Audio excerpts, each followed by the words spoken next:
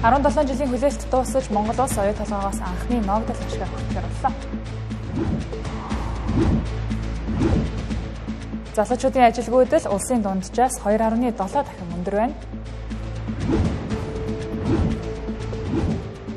53,000 сул ажлын байрнаас өрдөө 6,000 эдний олжээ. Урдчилж тодорхой мэдээлэл өгөлгүйгээр зам хааж байгаад иргэд бухимдаж байна. Оройн төргийн үзэгчдээ Тэнгэр телевизийн 7 мэдээллийн хөтөлбөр эхэлж байна. Анхаарлаа хандуулна.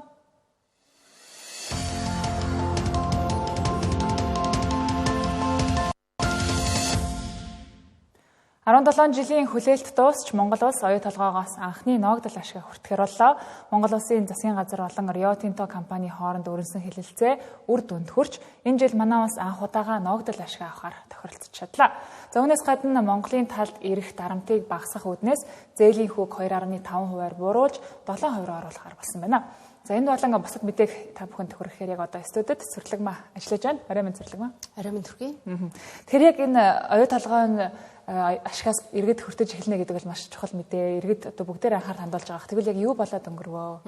Тэгэхээр яг өглөөхөн бол оюу толгой төсөө зогсохгүй үгүй юу дээр бол тулаад байсан. За эндэж олон нийтийн сүлжээнд зарим сайд нарын гаргасан мэдээллийн дагуу оюу толгой төслийг одоо манай талд ашигтай шийдвэрийг гаргуулж чадахгүй бол энэ төслийг зогсоохоос өөр аргагүй гэдэг мэдээлэлүүд бол таарч ирсэн. За тэгвэл оюу толгой төслийг одоо хэрэгжүүлэгч хөргөн оруулагч болох Rio Tinto компани болон Монгол Улсын засгийн газар хоорондоо хэлэлцээрт орж нэлээдгүй хугацаа өнгөрч төрийн ордонд бас 3 цаг өнгөрсний эцэст бол үндсэндээ Монголын талд ашигтай шийдвэрийг гаргуулж чадсан. За ингэхдээ энэ жилдээ Багтаан буюу за энэ намраас ойролцоогоор бол ногдол ашгийг Монголын талд хүртнэ гэдэг ийм бол хэлцэлд бол хүрсэн байгаа. За гэхдээ ногдол ашгийг хүртнэ гэдэг бол үндсэндээ бол манаас өөрсдөө бол оюу толгой компани 34% эзэмшдэг. За энэ дээр бол хичнээн хэмжээний яг ногдол ашиг ирэх вэ гэдэг нь яг одоогоор бол тооцоосон зүйл байхгүй. За нөгөө талдаа бол ногдол ашиг хүртнэ гэдэг нь бол яг 17 жилийн хугацаанд яригдж байсан хэдий боловч аль эртнээс буюу бараг 2020 оноос эхлээд бол анхны гэрээсэн дээр бол хүртэх ёстой байсан. Гэхдээ яг 6 жилийн дараагаас буюу нэлээдгүй хугацаа өнгөрсний дараагаар энэ тохиролцоонд хүрч байгаа нэг талдаа хугацаа алтан мэт боловч за нөгөө талдаа бол иргэдийн удаан хугацаанд хүлээгдэл бол эцэс боллоо гэж бол ойлгож болохоор байгаа юм. За тэгэхээр яг энэ тухай ерөнхий сайд юу гэж ирсэн талаарх мэдээллийг та бүхэнд хүргье. Бид оюу толгоогоос ногдол ашиг авнаа. Энэ асуудлаар Rio Tinto-той ажиллагаар тохиролцож чадлаа. Хэлэлцээрүүдийн үр дүнд оюу толгойн баялгаас төлөгдөх 8.4 тэрбум Америк доллар буюу 30 орчим их найт төгрөгийн зардлыг бууруулж Монголын талын ирээдүйд хүртэх өгөөжийг 4 тэрбум Америк доллар буюу 13 орчим их найт төгрөгөөр нэмэгдүүлэх боломж бүрдэж байна. За энэ ерөнхий сайдын зүгээс ногдол ашгаа Монгол улс авахар болсон бол түүхэн тэмдэглэхгүй зүйл явдлаа гэдгийг бол тодтогч байгаа.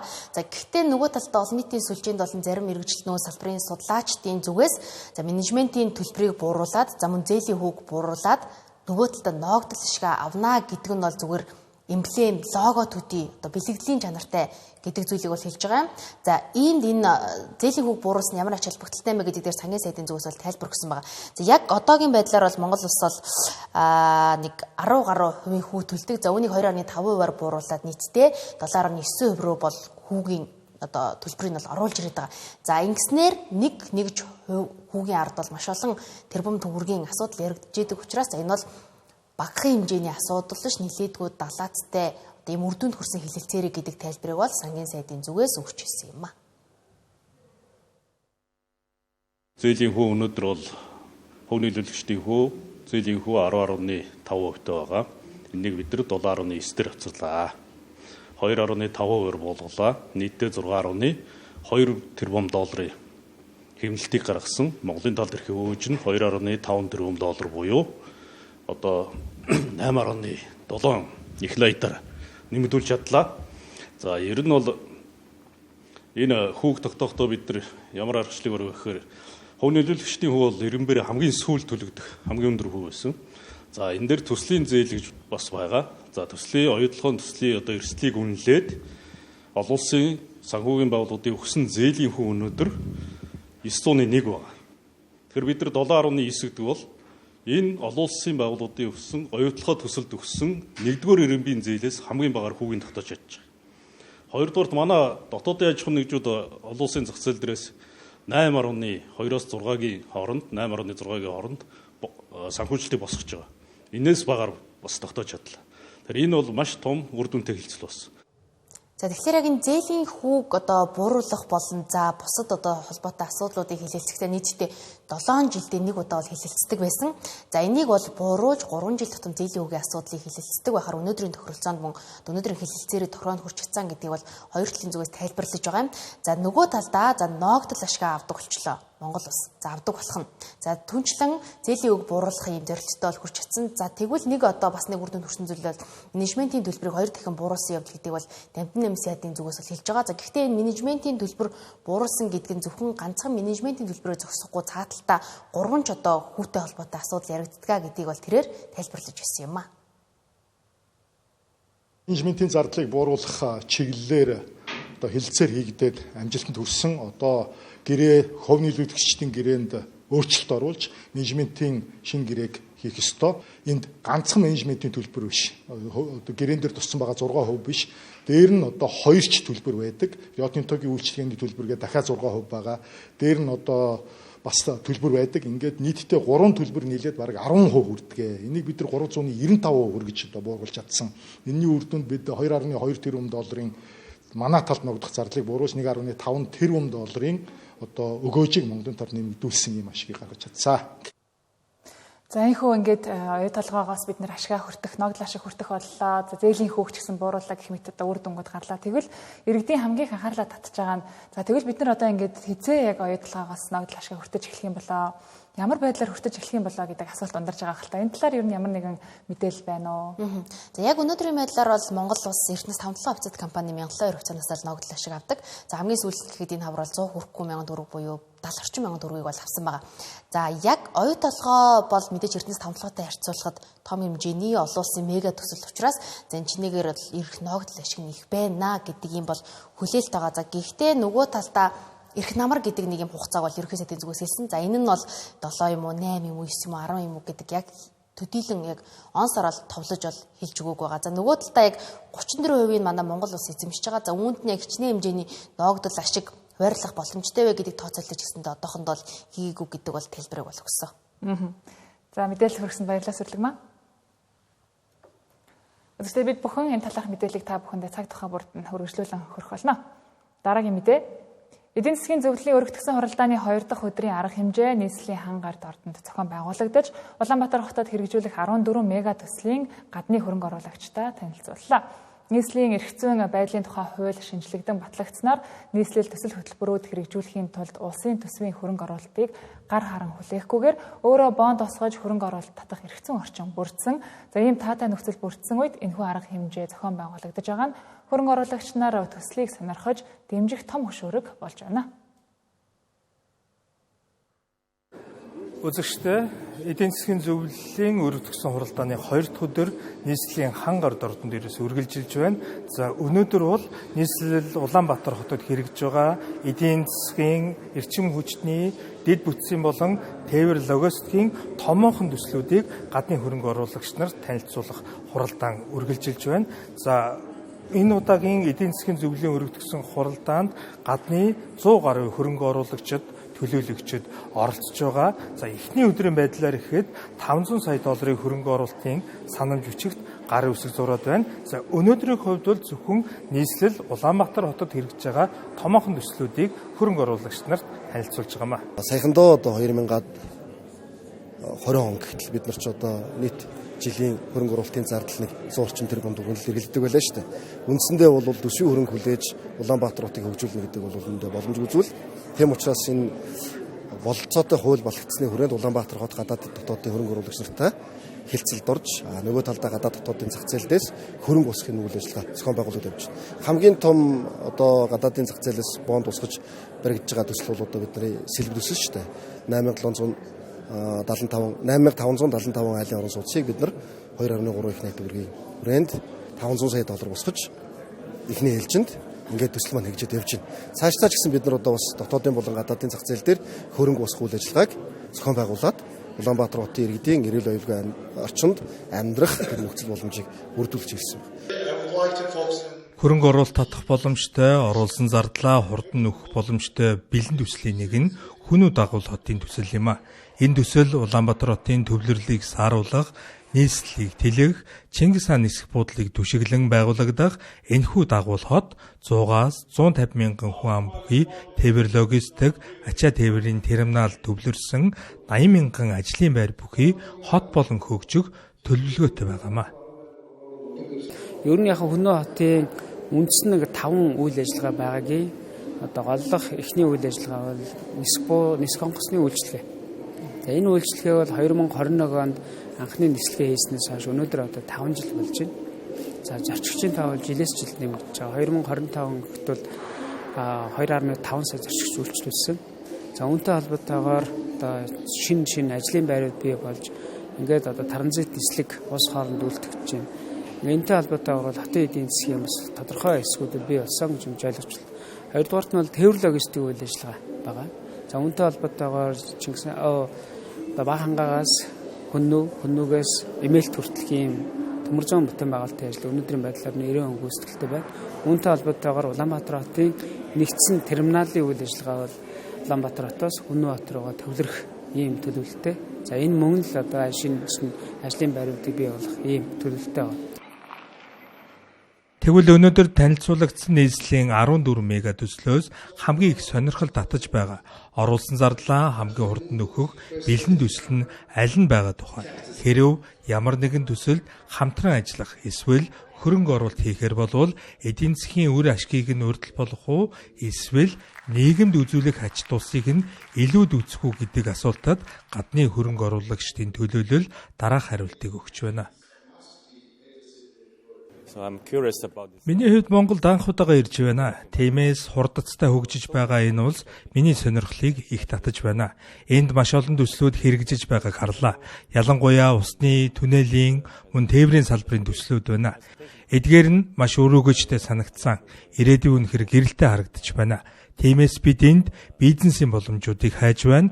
Учир нь манай групп ачаа тээврийн хэрэгсэл болон тусгай зориултын чиргүүл үйлдвэрлэдэг учраас энэ Улаанбаатар хот болон Монгол улсад хэрэгжүүлэх бидний төсөлд тус нэмэр болно гэж бодож байна. Монголыг нээ Евротойгоор зохион байгуулагдаж байгаа Монголын эдийн засгийн форумын 2 дахь өдөрт оролцож байгаадаа таатай байна. Би ногоон барилга, ногоон эдийн засаг гэж нэрлэдэг зүйлд үнэхээр итгэдэг. Эцсийн дүндээ сайн дэд бүтэцтэй болоход энэ нь маш чухал юм. Бизнес, орон сууц, мөн сургууль, эмнэлэг зэрэг бусад бүх хэрэгцээт газрууд хоорондоо ойрхон, сайн холбогдсон байх тэрхүү зөв зохицлыг бүрдүүлэх ёстой юм. Өнөөдөр миний сонссон зүйлсээс үзвэл энэ тал дээр бодит ахиц гарч байгаа бололтой. Улсын төсвөөс төдийгүй олон улсын талаас ч санхүүжилт орж ирж байна. Бондын санхүүжилттэй холбоотой 2 дахь асуултын тухайд өчигдөр бид чөлөөт эдийн засгийн бүсүүдийн талаар сонссон бөгөөд саяхан Хүннүү Сити төслийн талаар судалж хэлэлцүүлэг өрнүүллээ. Хүннүү Ситиг нисэх онгоцны буудалд дагсан томоохон хотжилтын хөгжил гэдэг утгаараа маш сонирхолтой төсөл гэж харж байна. Би бусад орнуудад үүнтэй төстэй төслүүдээр ажиллаж байсан учраас үүнд маш их ирээдүй бий гэдэгт итгэлтэй байна. Эдийн засгийн зөвлөлийн өргөдсөн хуралдаан инхүү 2 өдөр болж өндөрлөө. Энэ удаагийн арга хэмжээ Монгол улсын ерөнхий сайдын санаачилсан чөлөөллийн аяны үзэл баримтлалд уялдаж бизнесийн эрх чөлөөний тухай хууль хэлэлцэж байгаа цаг үедээ давхцснараа ихээхэн онцлогтой боллоо. Манай улсад ажилгүйдлийн түвшин 5.6% хөрч хөдөлмөр эрхлэх боломжтой 80 мянга гаруй иргэн ажилгүй байна. Гэвч үүнтэй дөөцхөөц хэмжээний сул ажлын байр зах зээлд бэлэн байгаа хэдий ч ажилгүйдэл буурахгүй байсаар байна. Үүнд ажил олгогч болон ажил хайгчдын тавьж буй шаардлага хүлээлт зөрүүтэй байгаа нь гол нь нөлөөлж байгааг салбарын мэргэжилтнүүд онцоллоо. Түүнчлэн гэр бүл хөдөлмөр нийгмийн хамгааллын яамнаас энэ жилийг хөдөлмөр эрхлэлтийг дэмжих жил болгон зарлаж, иргэдийг ажлын байраар хангах зуучлах үйлчилгээг эрчимжүүлээд байна. Нийт ажилгүйдлийн 50%-ийг залуучууд бүрдүүлж байна. Товчхондоо бол залуучуудын дундах ажилгүйдлийн хэмжээ улсын дунджаас 2.7 дахин өндөр байна. Үүний нөгөө талд хөдөлмөр зуучлалын газруудад хандаж буй ажилд орох сонирхолтой иргэдийн 60% нь 45-аас дээш насныхан байгаа юм а. Гэтэл байгууллагууд залуу боловсон хүчний эрэлт өндөртэй байна. Харин залуучууд бүтэн цагийн ажил хийхээс татгалзах болжээ. Түүнчлэн хөдөлмөр зуучлалын байгууллагт хандаж буй иргэдийн 48% нь нийгмийн даатгалын шимтгэл төлөхгүй өдөр өдөртөө цалингаа авах боломжтой ажлын байрыг илүүд үзэж байна гэлээ. Тухайлбал гэр бүл хөдөлмөр нийгмийн хамгааллын яамны хөдөлмөр зуучлалд нийт 53 мянган ажилтаа авах санал хувийн хвшлийн байгууллагуудаас ирсэн ч ердөө 6 мянган иргэн ажилд зуучлагдаж оржээ. Үүний цаана 80 мянган ажилгүй иргэн байгаа юм а. Одоо нийтлэгээр тогтмол суурьшилтай ажиллах гэдэг маань айгүй одоо хөндөгдөж байгаа. Яагаад тэгэхээр тогтмол суурьшилтай ажиллах гэдэг маань өөрөө нэг албан тушаал дээрээ одоо нэг мэрэгчлэрээ дор хаяж 3-5 жил ажиллаж тэр хүн маань мэрэгшин гэж үздэг байхгүй юу? Тэгтэл манайхан болох манай одоо сүүлийн үеийн одоо нөгөө залуучуудын маань нийтлэг хандлага нь болохоор 1 жил 2 жил 1 жил ажиллаж байгаагаа тогтмол суурьшилтай гэж үзэх гээд байдаг. Энэ маань болохоор тогтмол суурьшил гэдэг зүйл дээр нэлээд одоо асуудал одоо хөндөгдөж байгаа гэсэн үг. Манай улсад ажил хийх боломжтой 10 хүн тутмын 4 нь хөдөлмөр эрхлэхгүй халамжаар амьдарч байна. Иймээс халамжийн ерөнхий газраас залуучуудыг цагийн ажилд зуучлах болон хүүхдээ хараад бүтэн цагаар ажиллах боломжгүй ээжүүдэд цагийн ажлыг илүү санал болгож байгаа юм а. Нөгөө тэгвэр өрхийн амжиргааг нэмэгдүүлэх хөтөлбөрт 5,000 өрхийг хамруулж, бичил зээл олгохын зэрэгцээ мэрэгжил олгох сургалтад хамруулж ажилд оруулж байна гэлээ. Гэтэл бодит байдал дээр 5 хүн тутмын 2 нь шалтгаангүй ажилласаа гарч байна. Мөн тэдний дийлэнх нь 1-3 сараас илүү хугацаанд ажиллахгүй гарч байгааг салбарын мэрэгжилтнүүд хэлж байлаа. Иргэд болоод яг өөрсдийн харьяа аймаг дүүргийн нутаг дэвсгэрийн хөтөлбөр халамж үйлчлэгийн ерөнхий газар дээр очиж мэдээлэл зөвлөгөө одоо авахд нээлттэй байгаа. Ялангуяа бол ажил хайж байгаа иргэд маань яг нийтлэг үйлчлэгээ буюу ажил чиг баримжаа хариуцсан, ажлын байр хариуцсан мэрэгчлүүд бол тэнд ажиллаж байгаа учраас яг тэнд одоо ажил олгогч нараас ирсэн ажил олгогч нарын ажлын байрны захиалгыг танилцаад мөн одоо ажил мэргэжлийн зөвлөгөө аваад ажлын байрыг зуушлуулах энэ үйлчлэгийг ганцхан төр зохион байгууллагаас гадна хөдөлмөрийн хувийн биржүү зохион байгуулж байна. Энэ онд татвар төлөгчдийн мөнгнөөс 106 тэрбум төгрөгийг халамжаас хөдөлмөрт шилжихэд зарцуулж байгаа. Үүний хүрээнд 103 мянган иргэнийг ажлын байртай болгохоор тооцоолжээ. Хөдөлмөр эрхлэлтийг дэмжсэн байгаа онсон шийдвэр гаргахгүй бол татвар төлөгчдийн мөнгө салхинд хийсгэнэ.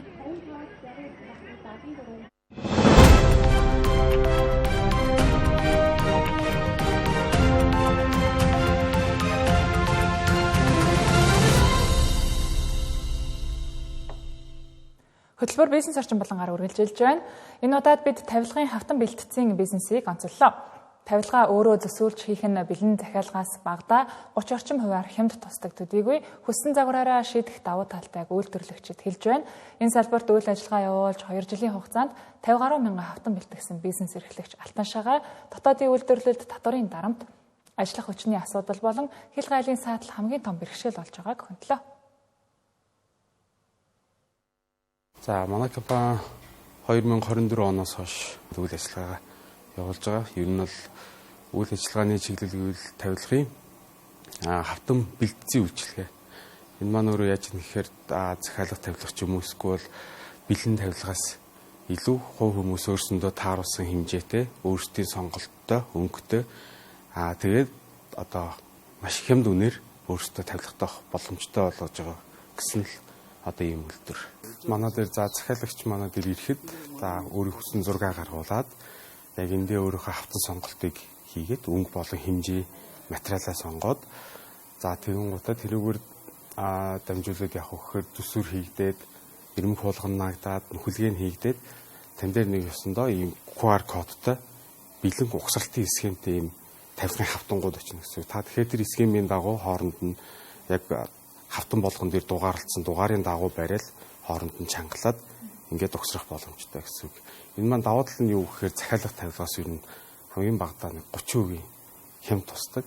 Өшөө та хямдрал одоо юунуудыг хямдхан болгохын тулд өөрсдийн хавтангийн сонголт ч юм уу тоногийнхоо одоо өртөг дээрээс харж байгаа сонголтоо ихт бол энэ хамаагүй хямд төсөв тэгээд өөрөөс нь хялбархан тавилгатай болох боломжтой л болно гэсэн. За сүүлийн үед бол ер нь манад одоо дугуй болон юу маталттай тавилгууд маш их орж ирж байгаа. Галтгоо, шкаф одоо зүгээр хичээлийн ширээ байсан ч буланд нэг дугуй маталтай жишээ хийж байгаа гэсэн. Ер нь бол тэр бол одоо яг энэ жил одоо тренд болоод гэх юм уу маш их захиалга ирж байгаа гэсэн. За дотоодын үйлдвэрлэл дээр бол хүн хамгийн нааштай одоо даваа тал гэх юм бол ерөөсөө өнгө тэгээд хэмжээ. Тэгээд загвар 3. Хүн өөрийнхөө хүсснээр бүх юм хийх боломжтой. Импортын юмнууд болохоор одоо юу гэдэг өнгөнд таалагдахгүй эсвэл загвар нь таалагдахгүй ч юм уу тэгсний өрнө өнгөнд таалагдаад байдаг гэдэг ингээд нэг холимог байгадаг. Яг манай бэлтгэцийн үйлчлэгэн дээр бол тэрийг 100% шийдэх боломжтой. Жилд ойролцоогоор за яг хавтангийн тоогоор ирвэл ер нь бол 30-аад мянган хавтан төрөжил бэлтгэсэн байсан. Одоо энэ жилийн эхний хагас дээр гэхтэл нэг 20 мянгаар явж байгаа. Ер нь яг бизнес эрхлэхэд бол биднэрт нийгмийн даатгал гэдгээсээ ихсүүлээл ер нь нөөтгөл аль аль нь яг бизнесийн хувьд бол дарамттай байдаг. Тэгээд тэрийг дагаад бас ажиллах хүчний асуудал бас хэцүү байдаг. Тэгээд одоо ажиллах хүмүүсээ байнга солиод байх зөв хүмүүс манаас байж байгаад нэг гарна хийсвэггүй болно. Тэгэхээр тэрийг яг одоогийн нөхцөлд бол манай байгууллага тэгэл шүтээ зугаал үзэл тэгэл явж байгаа. Манай яг үндсэн гол материал бол хавтан байдаг болохоор хавтан маань одоо импортоос одоо юу гэдэг хил гайлын амралтаа тэгэнгүүтээ улс төрийн шилтгаас одоо тэр хаалга барих тий эсвэл дарга цэрэг солигдох шалгалт орох тэр дутамд хил хаагдахаар одоо нааш орж ирдэг хавтан ч юм уу материалууд бүгд одоо хоцордог, тасалддаг тэр жоохон тиймэрхүү байна.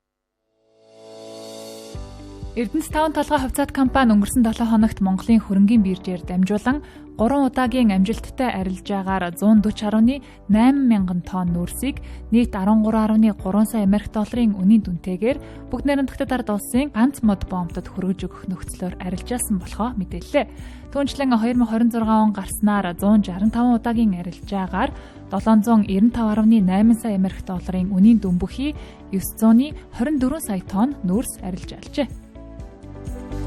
Орон нутгийн эрчим хүчний нүүрсний олборлолтоор үйл ажиллагаа явуулдаг Баян-Тэг хувьцаат компани төлөөлөн удирдах зөвлөл 2025 оны ашигт ажиллагааны үр дүнгээс олгох ногдол ашигын хэмжээг нэмэгдүүлэх шийдвэр гаргажээ. Тодорхойлбол компани энэ оны эхэнд нэгж хувьцаанд 3960 төгрөг буюу нийт 1 тэрбум төгрөгийн ногдол ашиг олгохоор зарлаж байсан бол төлөөлөн удирдах зөвлөлийн хамгийн сүүлийн шийдвэрээр уг хэмжээг дахин 3960 төгрөгөөр нэмэгдүүлжээ. Ингэснээр нэгж хувьцаанд олгох нийт ногдол ашиг 7920 төгрөгт хүрч нийт тараах мөнгөн дүн 2 тэрбум төгрөг болж өсчээ. Энэ нь компани 2025 оны цэвэр ашигын 51% тэнцэж байна. Ингээд тус компани 2025 оны ногдол ашигын өгөөж 22.6% төрж байгаа нь дотоодын хөрөнгийн зах зээл дэх хамгийн өндөр өгөөжтэй хувьцаануудын нэгт тооцогдох хэмжээнд хүрсэн үзүүлэлт юм а. Ногдол ашигыг 2026 оны 3 дугаар улиралд багтаан хувьцаа эзэмшигчдэд олгохоор төлөвлөжээ. Сав баглаа буудлын тогтвортой менежментийн тогтолцоог хөгжүүлэх, үйлдвэрлэгчийн өргөтгсөн хариуцлагын хэрэгжилтийг дэмжих, төр хувийн хвшлийн хамтын ажиллагааг шинэ түвшинд гаргах зорилготой тогтвортой сав баглаа буудлын мэргэжлийн зөвлөл албан ёсоор байгуулагдлаа.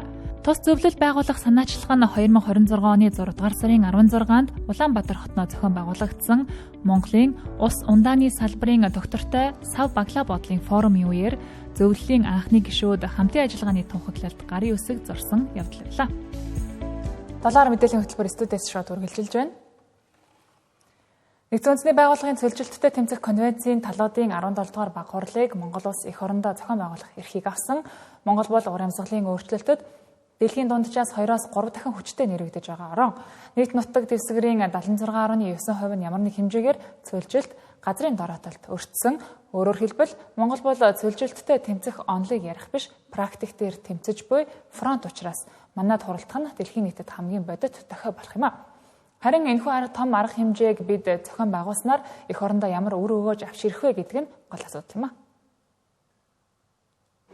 Байгаль орчны чиглэлээр манай улс 41 гаруй гадны төсөл хөтөлбөрийг эх орондоо хэрэгжүүлж байгаа ч энэ уур амьсгалын өөрчлөлт цөлжилттэй тэмцэхэд хангалтгүй байгаа.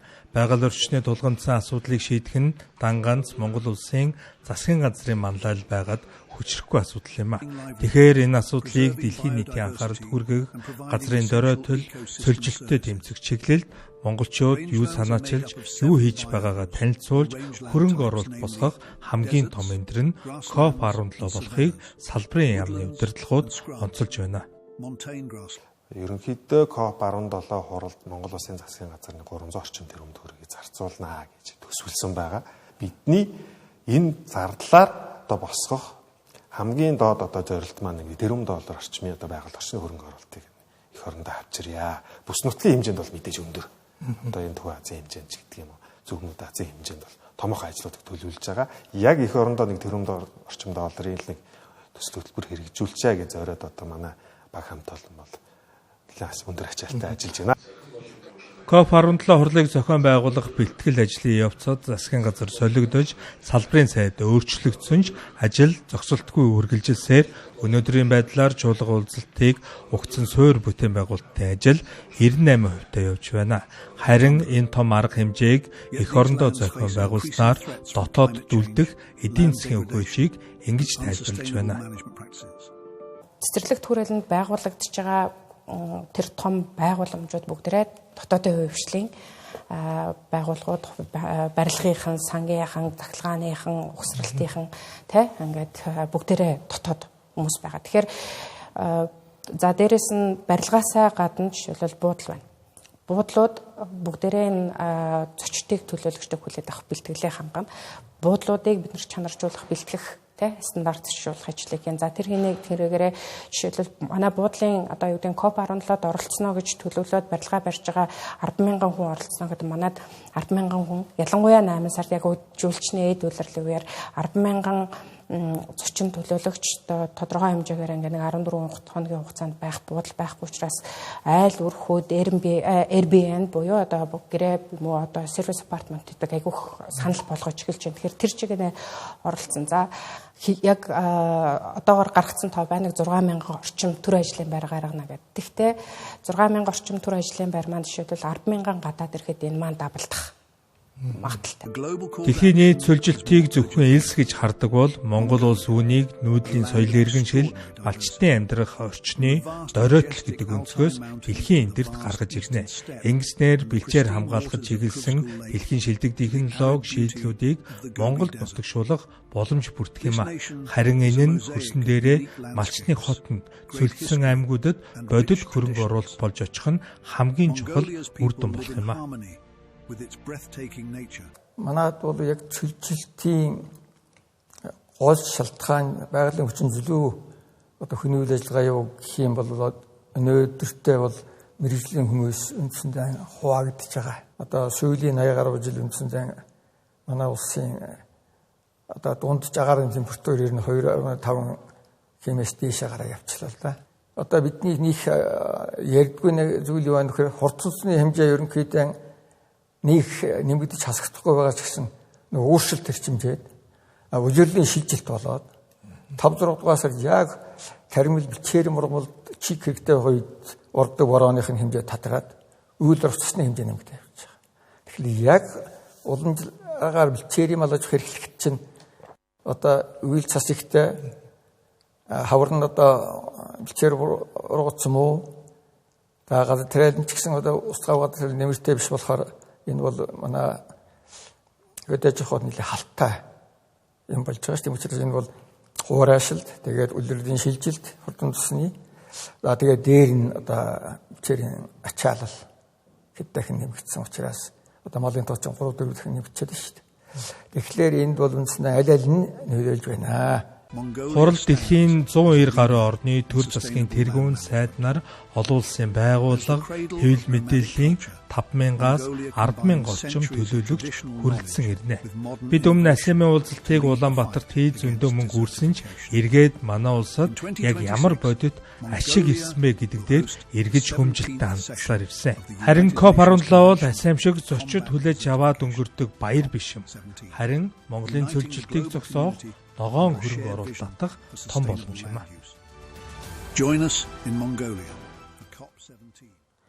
Говийн шар шорон шуурга Монголын нэрийг дэлхийд дахинд хүргэх болсон. Гэхдээ мэдээж сайн нар биш.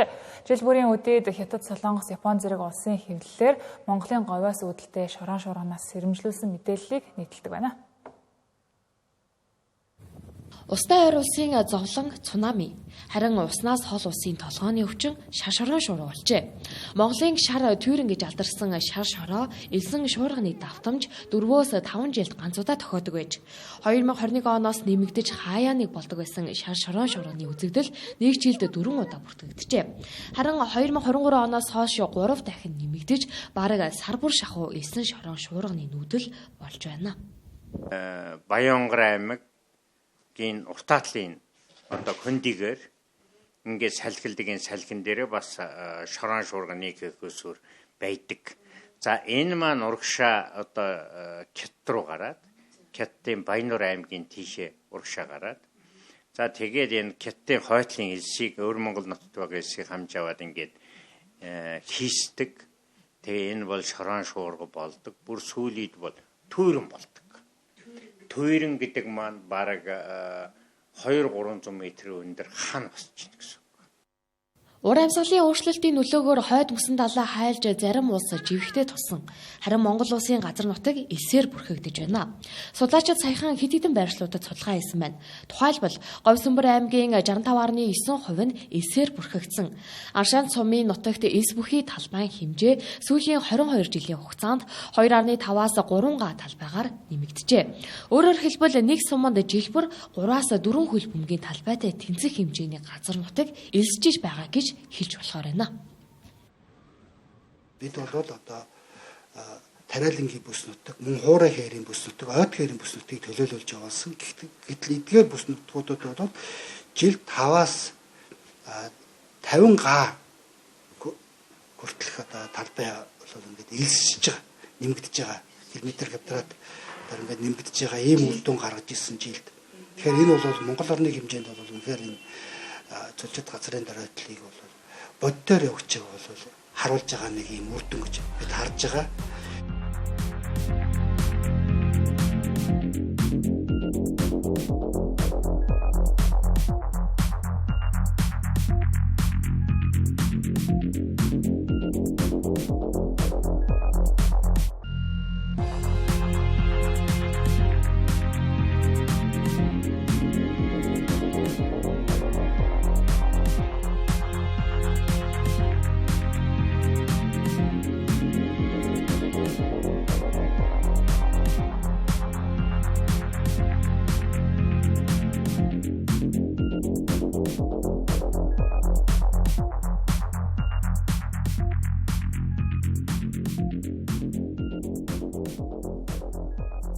Долоор мэдээллийн хөтөлбөртэй хамтаагаад баярлалаа үзэгчдээ.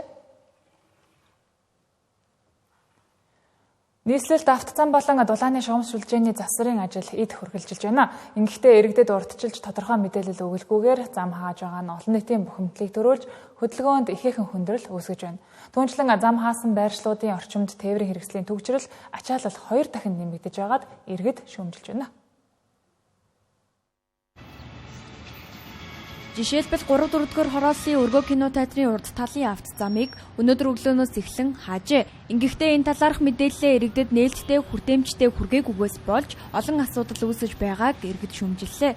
Тухайлбал наандаж автобусны зогсоол дээр автобус зогсох боломжгүй нөхцөл байдал үүсэж төв замын гарцан дээрээс иргэд автобусанд сууж байна. Нөгөө тэгвэр нэг урсгалын автозамыг хааснаас шалтгаалan нэг байршилтаа гэхэд 40 минут түгжиж байгааг жолооч нар илэрхийлж байлаа.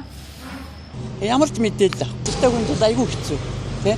Урьдчилж хэлүүлэн мэддэгдүүлэн бас өөр шүү дээ тийм биз дээ. Ер нь олон нийтэд мэдэгддэг байвал зүгээр ч буюу ердөөсөө ямар ч мэдээлэлгүйгээр замыг гинт ингээл нэг өглөө босоод ирэхэд юу хаацсан мэдэн шүү дээ тий. Тийм болохоор өмнө нь сайн мэдээллийг нь оруулдаг байвал зүгээр хэвчээ шүү дээ. Өдөл гараадсэн чи юм битсэн байна. Тэс одоо хүлээсэн чи төгжил ихтэй байна өө. Мэдэгдээд нэг 7 хоногийн өмнө ч юм мэдэгдээд явуулсан ч хүмүүс ажиллаа зохицуулаа шүү дээ. Гинт энэ юу очтой гэж замаа хаагаа ичтэй. Тэгээ замаа засч байгаа ч юм байхгүй. Тийм л байна.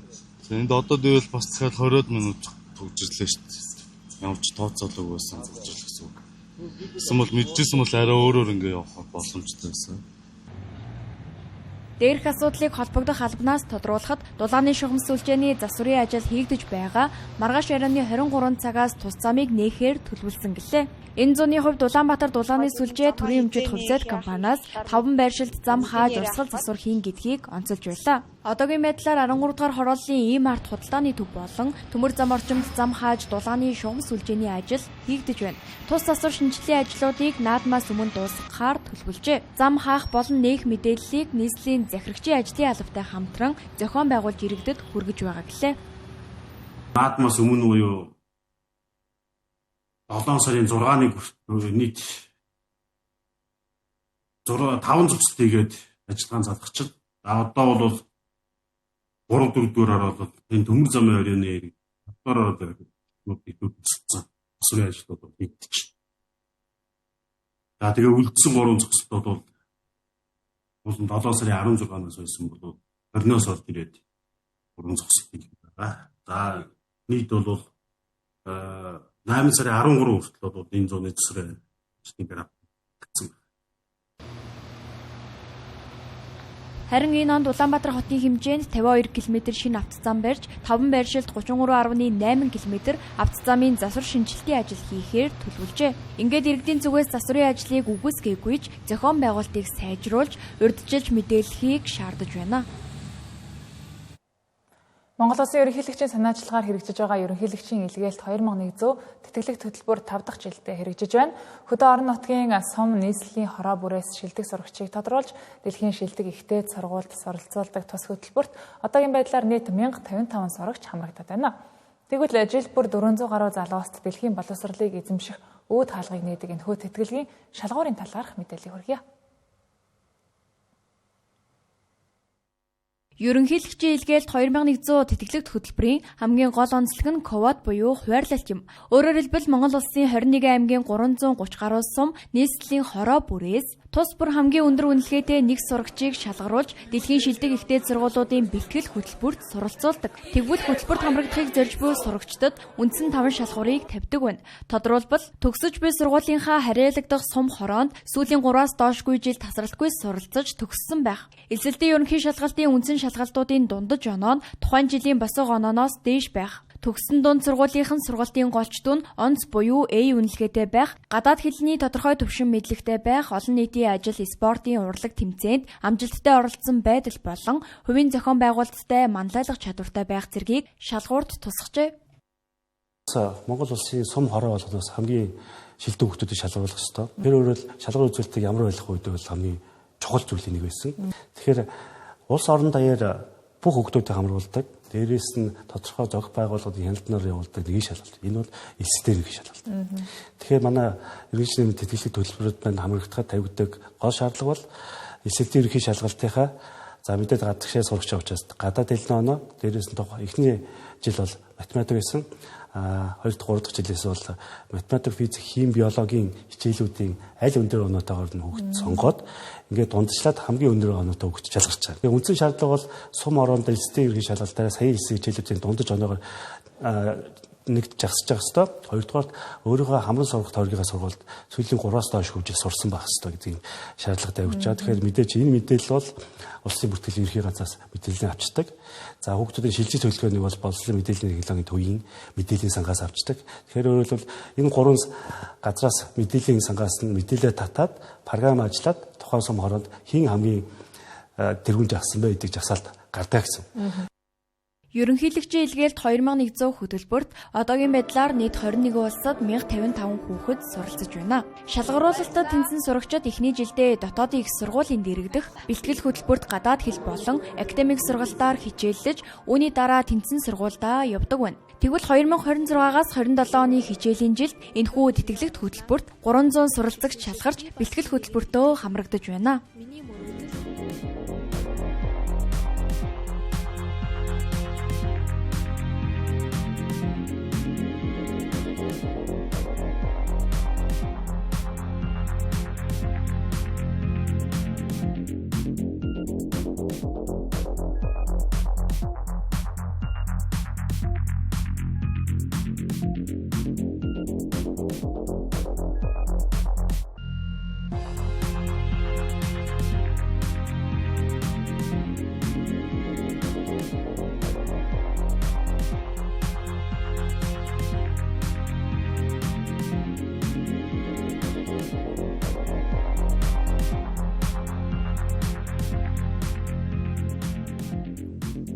Далаар мэдээллийн хөтөлбөр студиэс шууд хүрлээ. Хэсэг хугацааны дараа хөтөлбөр гадаад мэдээгээр үргэлжлэнэ.